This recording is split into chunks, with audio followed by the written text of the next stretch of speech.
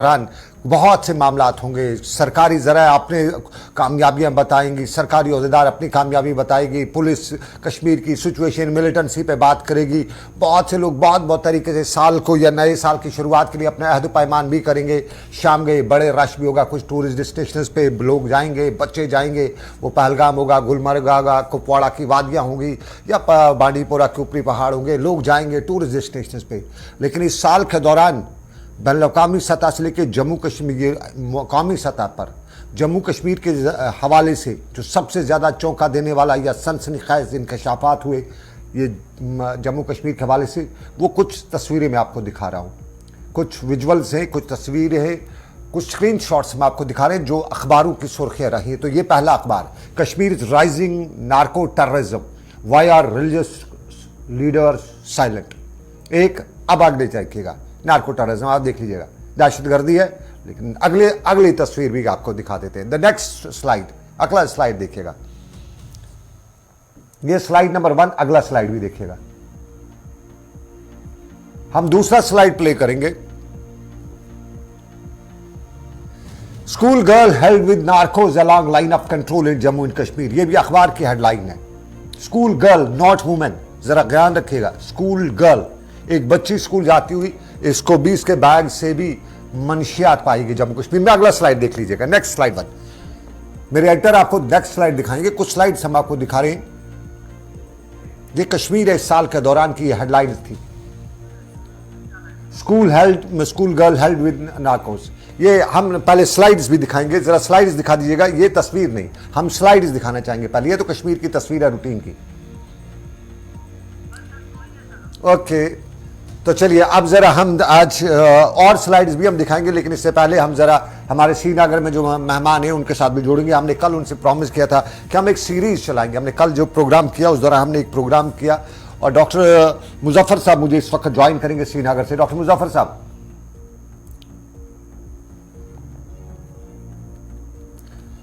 Doctor साहब बहुत बहुत शुक्रिया ज्वाइन करने के लिए। कल हमने प्रोग्राम किया, हमने एक अहद किया था कि हम एक सीरीज चलाएंगे और कल के उस प्रोग्राम के दौरान हमें जो सनसनीखेज़ इंकशाफात हुए वो अपनी जगह पे। लेकिन आज जरा मैं दूसरे मुद्दे पे डॉक्टर साहब बात करना चाहूँगा। कल हमने अपनी बातचीत के दौरान बताया था कि बहुत से पुलिस वाले देखते हुए भी आंख बंद कर लेते हैं। डॉक्टर साहब बहुत शुक्रिया, ये आंख बंद कर लेते हैं। आंख बंद करने की वजह अक्सर पुलिस वालों से जब बात की जाती है ऑफ द रिकॉर्ड तो बताते हैं यार खतरा रहता है, ये मंशियात वाले जो हैं अगर हम लेके पुलिस थाने ले गए वहाँ ये अपना सर फोड़ सकते हैं, अपने आप को नुकसान पहुँचा सकते हैं, क्योंकि इनके ड्रग्स चाहिए। तो या तो पुलिस को ड्रग्स इनको देनी है या फिर इनके सर फोड़ने का तमाशा देखना है, और अगर सर फोड़ा तो फिर बहुत से बवाल उठ जाएंगे। इसलिए ज़्यादातर मंशियात वाले को देखते ही आँख बंद कर लेते हैं। और उसकी वजह यह भी है कि हमारे यहाँ जो रहब सेंटर्स हैं बहुत कम है। श्रीनगर में 7 बताया जाता है, मेरी नज़र में 3-4 ही फंक्शनल हैं जो मैं जानता हूँ। ज़रा आपसे हम जानना चाहेंगे कितने हमारे रहब सेंटर्स हैं सर? आप भी 1-2 को मॉनिटर करते हैं। पुलिस का जो रहब सेंटर है उसको है, खानियार है, ईदगाह है, SMHS का है, JLNM अस्पताल है, और यहाँ पे बाग महताब में है। ये 3-4 सेंटर्स हैं सर। क्या इतने से हमारी जो पूरी पॉपुलेशन है जो मंशियात वालों की वो कैटर हो सकती है? जी, thank you very much Ejaz साहब, और दोबारा इस प्रोग्राम को सीरीज चलाने के लिए। रही बात, कल हम बात कर रहे थे ड्रग एडिक्शन की और नंबर्स की हम बात कर रहे थे। दूसरी बात रही कि अब हमें क्या करना चाहिए। देखिए, जैसे पिछले 15 साल में मुझे प्रोफेशनली मेरा एक ही कंक्लूजन है। नंबर 1 कि वो बच्चे जो अभी ड्रग एडिक्शन में नहीं है, स्कूल्स में, कॉलेजेस में, जो कम्युनिटी में जो नहीं है लेकिन उनके अंदर वल्नरेबिलिटी रहती है, उनके साथ हमें प्रिवेंशन प्रोग्राम, एजुकेशन प्रोग्राम्स चलाने की जरूरत है। लेकिन दूसरी बात, वो बच्चे जो इसमें चले गए हैं, जो मंशियात का शिकार हो गए हैं, जैसे कल डॉक्टर सजाद साहब बात कर रहे थे, जिनके अंदर डिपेंडेंस पैटर्न आ चुका है, उनको ट्रीटमेंट करने की जरूरत है। उस ट्रीटमेंट करने के लिए हमारे पास ट्रीटमेंट फैसिलिटी होनी चाहिए। अगेन, पहली फैसिलिटी जम्मू कश्मीर पुलिस ने शुरू की जो PCR में थी, आज ईदगाह में है। उसके बाद जो दूसरी फैसिलिटी गवर्नमेंट मेडिकल कॉलेज ने शुरू की है साइकेट्रिक डिजीज हॉस्पिटल में। उसके अलावा हमारे 3 प्राइवेट सेंटर्स श्रीनगर में है, एक हमारे पास बाग महताब में है, एक निशात में है, एक खानियार में है। लेकिन अगर हम प्रॉब्लम के मैग्नीट्यूड, मैं एक चीज, ये निशात में है या हारवन में? क्योंकि निशात के बारे में मुझे कल बताया हारवन में। तो लेकिन जब हम मैग्नीट्यूड ऑफ द प्रॉब्लम देख रहे हैं, मिनिमम हमारे पास एक सेंटर नॉर्थ ऑफ कश्मीर में होना चाहिए, चाहे वो हंदवारा में हो, कुपवारा में हो, सो दैट हंदवारा, कुपवारा और करना, टंगदार, कैटर हो जाए। और दूसरा हमारा सेंटर साउथ में होना चाहिए। नाउ तीसरी बात जो है कि जब हम डी एडिक्शन सेंटर्स की बात करें, डी एडिक्शन सेंटर्स की दो चीजें होते हैं। एक होता है डी एडिक्शन सेंटर जहां पेशेंट को स्टेबलाइज किया जाता है, दूसरा होता है एक लॉन्ग टर्म रिहेबिलिटेशन, जहां पर इन पेशेंट्स को स्किल ट्रेनिंग दी जाएगी। अगर इनकी एजुकेशन छूट गई होती है, उनको वापस स्कूलों में डाल दिया जाए, उनको से किसी तरह का हम लोग उस तरह का स्किल ट्रेनिंग दे, ताकि जब ये रिहेबिलिटेशन सेंटर से बाहर आए, ये अपना रोजमर्रा का काम कर पाए, ये भी एक प्रोडक्टिव मेंबर बन जाए सोसाइटी के लिए। जब हम इस रिहेबिलिटेशन की बात करेंगे, इस तरह के जो फैसिलिटी की बात करें, वो हमारे पास कहीं भी नहीं है। इवन जो हमारा जम्मू कश्मीर पुलिस का सेंटर है, it is a de addiction centre, very good centre, very good infrastructure, very good staff, लेकिन rehab, long term rehab facility नहीं है। और इवन अगर हम मेडिकल कॉलेज की भी बात करेंगे, it is a detoxification centre, लेकिन लॉन्ग टर्म रिहैब की बात करेंगे वो हमारे पास नहीं है। और उसके अलावा जब हम कल बात कर रहे थे कि अब लड़कियों का भी तादाद आ रहा है, लड़कियां भी ट्रीटमेंट के लिए सीख कर रही है, आगे आ रही है, लेकिन अभी भी हमारे पास वो फीमेल जेंडर रिलेटेड उतनी कंफर्टेबल फैसिलिटी नहीं है।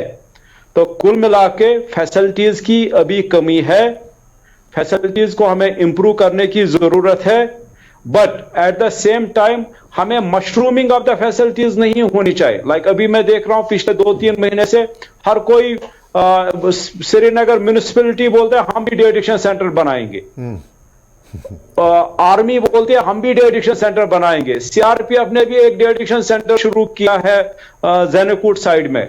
So what the need of the our is कि जो हमारे एग्जिस्टिंग डी एडिक्शन सेंटर्स है, पहले उनको अपग्रेड करें, उनको एक पूरी तरह से इक्विप करें, बोथ प्रोग्राम्स को लेकर भी और मैन पावर को भी लेकर भी और फैसिलिटीज को भी लेकर भी। और इसके अलावा हमारे नॉर्थ और साउथ में there should be de addiction facility. और इसके अलावा अगर हम जम्मू डिवीजन की बात करें, लाइक हमारे ईदगाह में जो सेंटर है, पेशेंट पुंछ से आता है। अब आप बखूबी खुद जानते हैं कि मोगल रोड बंद हो गया, पेशेंट को 6 महीने इंतजार करना है। पेशेंट डोडा से आता है, कश्तवाड़ से आता है, भद्रवाह से आता है, इवन हमारे पीर पंचाल एरिया में भी कहीं कोई फैसिलिटी नहीं है। तो जरूरत इस बात की है कि अगर हमें ये प्रॉब्लम हम रिकॉग्नाइज कर रहे हैं, ट्रीटमेंट फैसिलिटीज को हमें अवेलेबल करना है। डॉक्टर साहब, आपने मेरी एक और तरफ है, मैं कल से जो कुछ भी 2-3 से इस पे काम कर रहा हूं, मुझे अब तक सिर्फ कश्मीर का बहरहाल के उस पार का ही आइडिया लग रहा था कि यहीं पे ये वबा है। क्या ये पुंछ, राजौरी, पीर पंचाल और चिनाब, इन खितों में भी वबा वो अनकंट्रोल्ड है, या वहां पे अभी इस तरह से कुछ कह सकते हैं कि अभी कंट्रोल में है? देखिए सनम साहब, मैं आपको अपनी पर्सनल एक्सपीरियंस बताऊं, कश्मीर में जो मैं आज देख रहा हूं 2022 में, मैं जब एक जमाने में I was working as a medical officer posted at Rajouri, तो राजौरी में मैंने 2000 में ये हालत देखी है।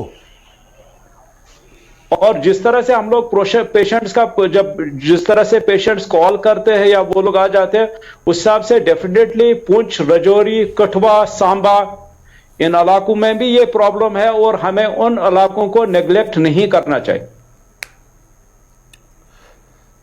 अब जरा एक और मुद्दे पे, सरकार ने ये जो है, हमारा प्राइवेट सेक्टर भी इसकी तरफ ध्यान दे सकता है। हमारे जो, क्योंकि सरकारी इदारों में आमतौर पे कई बार लोगों को खदशात होते हैं कि वहाँ बेटर सर्विसेज नहीं होती हैं। हमारे क्या प्राइवेट लोग जो है, प्राइवेट इदारे जो हैं, वो इसकी तरफ आ सकते हैं रैब सेंटर्स के हवाले से या बाकी डी एडिक्शन सेंटर्स के हवाले से? देखिए सरम साहब, कई लोगों ने एक शुरुआत की है प्राइवेट सेंटर्स की, जिसमें हमारा जैसे बाग मेहता में एक सेंटर आगाज नाम से आ रहा है, बहुत अच्छा सेंटर है, और हारवन में एक सेंटर है, और खानियार में एक सेंटर है। और government of Jammu and Kashmir ने जो ड्रग पॉलिसी बनाई, ड्रग पॉलिसी के थ्रू उन्होंने एक इंस्पेक्शन कराया इन सभी सेंटर्स का कि इन सभी सेंटर्स में जो स्टैंडर्ड ऑफ केयर है और जो मिनिमम रिक्वायरमेंट्स है क्या वो पूरी होती है या नहीं है। इनफैक्ट वो जम्मू में भी वो एक्सरसाइज हुई, कश्मीर में भी एक्सरसाइज हुई, लेकिन उसके बाद भी गवर्नमेंट इज साइलेंट कि उनको आगे क्या करना है। क्या अगर वो सेंटर्स मुकम्मल पूरी तरह से इक्विप्ड है तो उनको एक रजिस्ट्रेशन दिया जाए, अगर वो इक्विप्ड नहीं है तो उनको एक नोटिस दिया जाए। तो गवर्नमेंट का एक सेंसिटिविटी वहां होना बहुत जरूरी है, जहां पर्सनली मैं जानता हूं कि वो इंस्पेक्शंस ऑलमोस्ट 6 महीने पहले हो गए। And I would suggest you कि रिक्वेस्ट यू कि आप भी अगर कमिश्नर हेल्थ के साथ बात करेंगे कि वो एक टीम बनी थी, कमेटी बनी थी, इंस्पेक्शंस हो गए, उस इंस्पेक्शन रिपोर्ट के बाद क्या हुआ।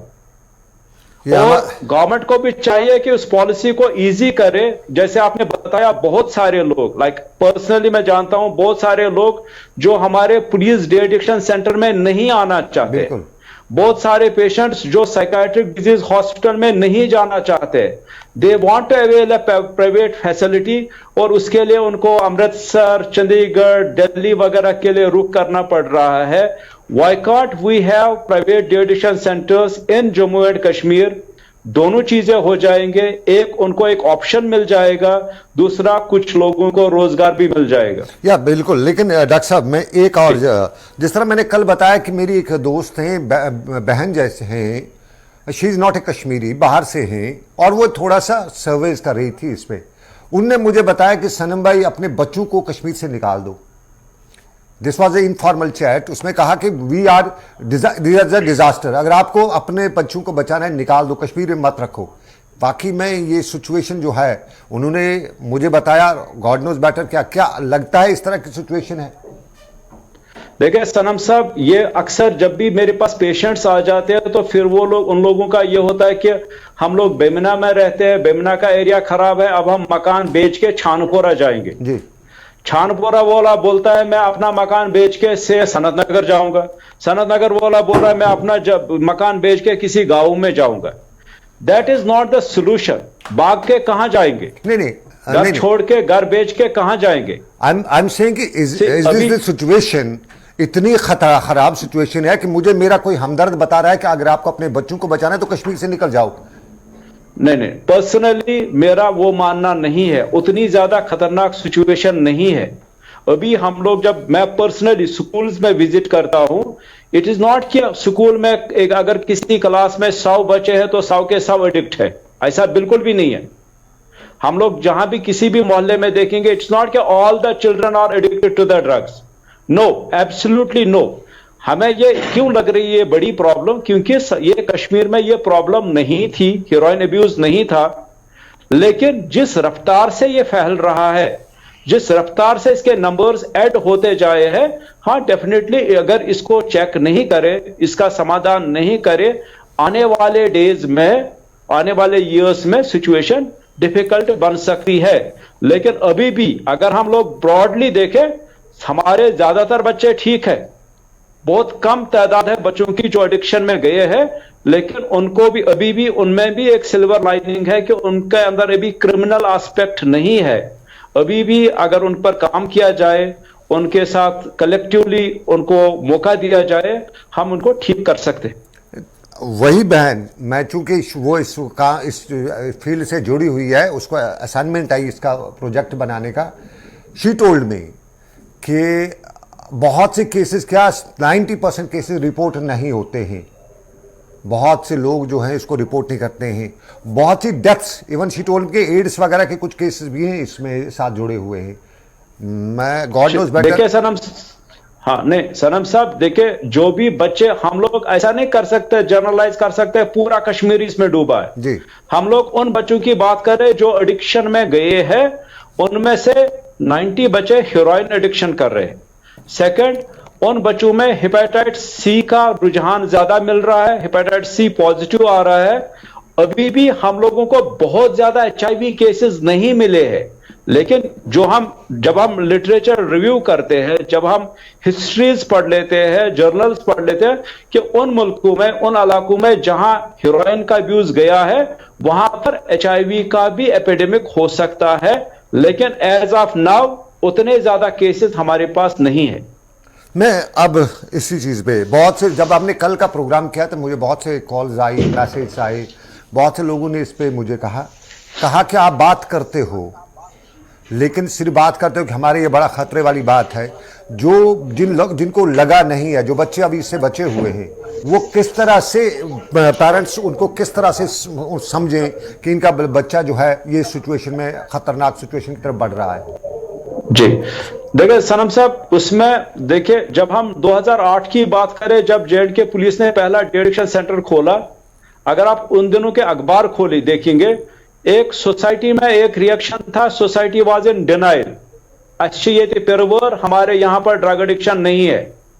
लेकिन 20 सालों में देख रहा हूं कि there is a mass acceptance, society accept करने लगी है कि हाँ जी ड्रग एडिक्शन है, लेकिन अभी भी डिनाइल है इंडिविजुअल लेवल पर। When it comes to the parent से, अगर मैं आपके बच्चे को इवेलुएट करूं और अगर मैं आपको बोलूं सनम साहब आपका बच्चा ड्रग एडिक्शन कर रहा है, मुझे लग रहा है, आपका एक नी जर्क रिएक्शन होता है कि नहीं नहीं सब कर सकते हैं, मेरा बच्चा नहीं कर सकता है, मेरा बच्चा बहुत शरीफ है, मेरा बच्चा कुछ भी करेगा लेकिन ड्रग एडिक्शन नहीं करेगा।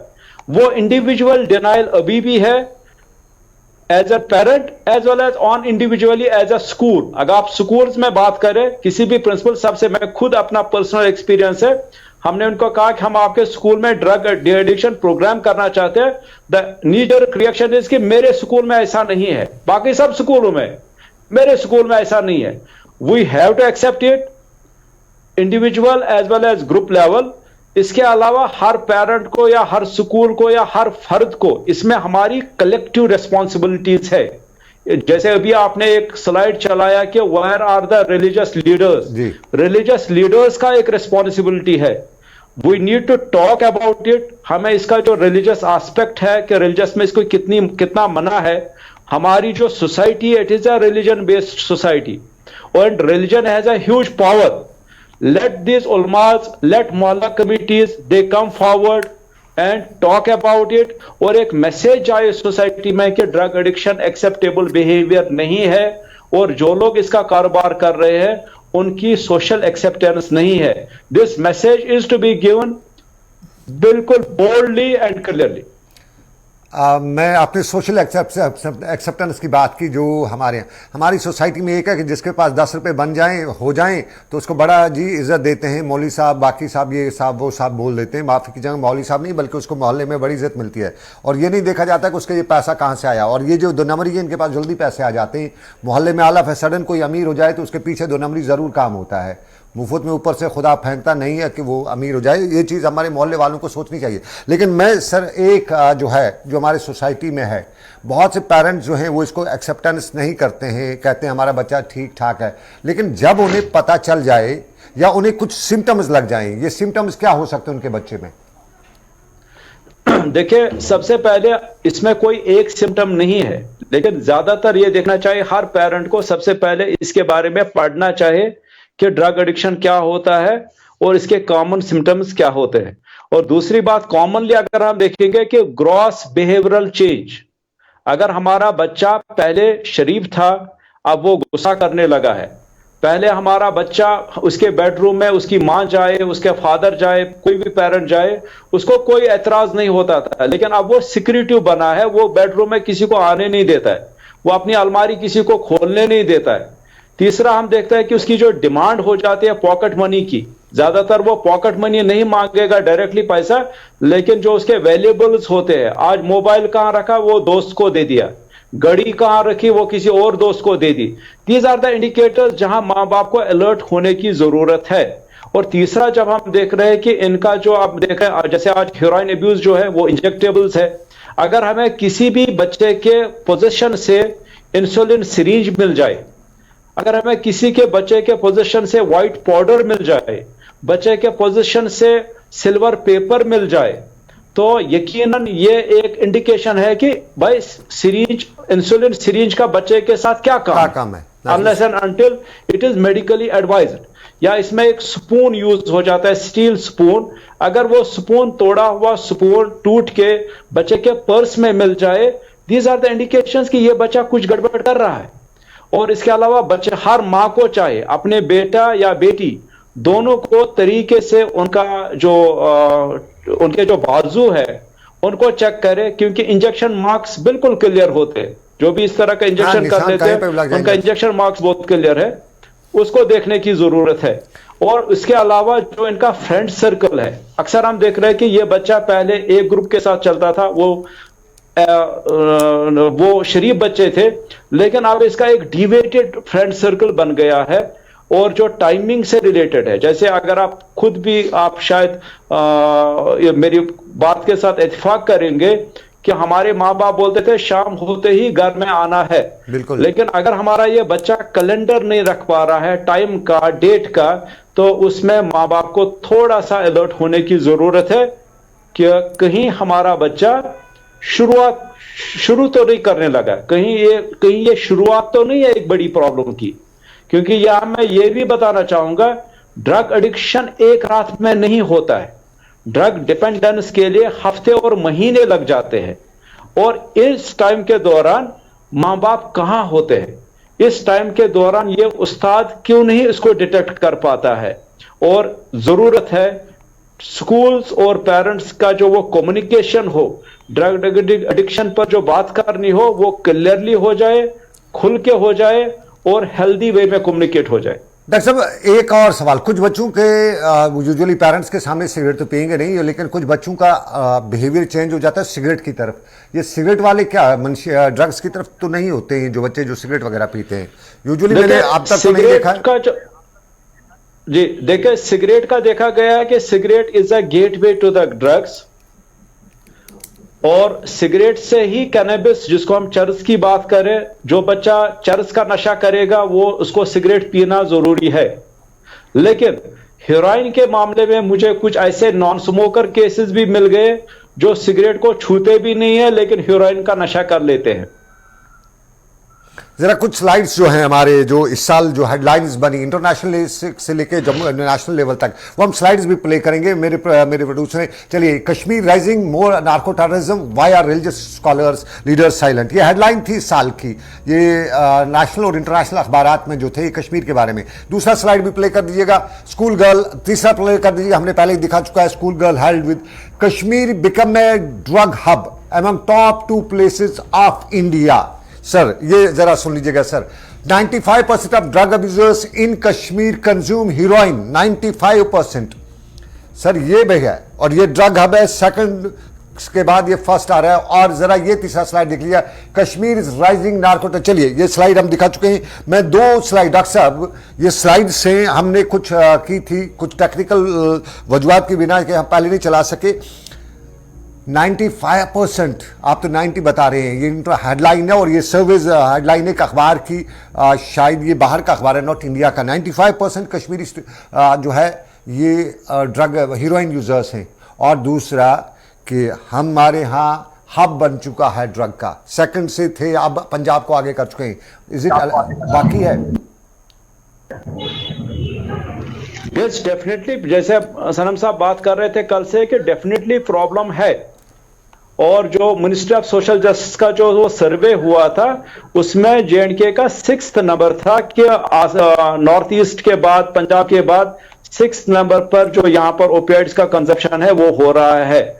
और दूसरी बात जो आप 95% बता रहे हैं, ये 95% ऑफ द ड्रग अब्यूजर्स, जो बच्चे ड्रग अब्यूज में है, इट इज नॉट कि टोटल बच्चे जो हमारे कश्मीर के उनमें से 95% ड्रग अब्यूज कर रहे हैं। ये है कि जो भी बच्चे ड्रग अब्यूज में गए उसका 95% हीरोइन का अब्यूज कर रहे हैं, मतलब उसमें डेफिनेटली कोई डाउट नहीं है। चरसी अफीम की कमी है हमारे यहाँ, ये नशेड़े कमी है, ज्यादा हीरोइन वाले ही है। हेलो जी जी जी, आप रिपीट करें। मैंने कहा हमारे यहाँ ये चरसी जो हैं, ये नशेड़ी हीरोइनची, बाकी ये अफाइनची, ये काम में सिर्फ सारे हीरोइन वाले हैं, ज्यादा तादाद हीरोइन वालों की। हाँ जी, शुरू में हम लोग 5 साल पहले हम ज्यादातर बच्चे देखते थे जो चरस का नशा करते थे, लेकिन आज के डेट में 90% of the drug abusers they have shifted to heroin. Doctor साहब ये हम इस सीरीज पे वर्कआउट कर रहे हैं। आगे जो कुछ भी होगा हम चाहेंगे हमारी सोसाइटी में लोगों को कहीं न कहीं एक ही आदमी हमसे जाग जाता है, हम उससे बड़ा काम समझेंगे। और अगर हमारी इस कोशिश में कुछ लोगों को पता चल पाता है तो मैं समझूंगा ये मेरे लिए बड़ा अजीम काम है, बड़ा काम है। अगर कहीं पे किसी की राहत हो सकती है, और मैं इस सोसाइटी का रहने वाला हूँ, मेरे बच्चे मेरे फैमिली सोसाइटी में है, अगर मेरे आसपास किसी के घर को आग लगती है तो मेरे घर तक भी वो आग पहुँच सकती है। तो ये कोशिश हमारी रहनी चाहिए और इसी कोशिश के तहत हमने प्रोग्राम किया है डॉक्टर साहब कि हम इसको सीरीज़ को कंटिन्यू करेंगे। आपका बहुत शुक्रिया। हम आपसे वक्तन फ़वक्तन डिस्टर्ब आपको करते रहेंगे, आपसे वक्त लेते रहेंगे। बहुत शुक्रिया डॉक्टर साहब, डॉक्टर मुज़फ़्फ़र साहब। और बिल्कुल नाज़रीन, जब हम खोल के अखबारात को, दूसरी चीज़ों को देखते हैं, माशरे में देखते हैं, तो लगता है कि हम आसपास। और एक और डॉक्टर साहब, हमने एक दोस्त ने कल शाम को बताया कि जो उस बच्चे को घर में रिश्ते नहीं मिलते हैं उसको बाहर वो रिश्ते ढूंढता है। यानी घर में उसके पेरेंट्स उसके साथ दोस्ती वगैरह नहीं करते हैं तो अपने दोस्त है वो बाहर ढूंढता है। तो बाहर उसको कैसे दोस्त मिलेंगे, ये वालिदैन की जिम्मेदारी है। तो वालिदैन पे बहुत ज़्यादा जिम्मेदारी। और ख़ास तौर पे मैं अपनी पुलिस की बात करूँगा, मैं अपने पुलिस के उन लोगों की बात करूँगा जो इस वक्त अनग्राउंड हैं। गुजारिश है कि देखिए आसपास, आंखें खोलिएगा, कहीं आपकी आंखें बंद रहने की वजह से हम कहीं मुर्दा कौम में शामिल न हो जाएं। तो बहुत बहुत शुक्रिया आज के मुद्दा में। आज के मुद्दा से बस इतना ही। मुझे दीजिए इजाज़त, रखिए अपना ख्याल। अल्लाह हाफिज़।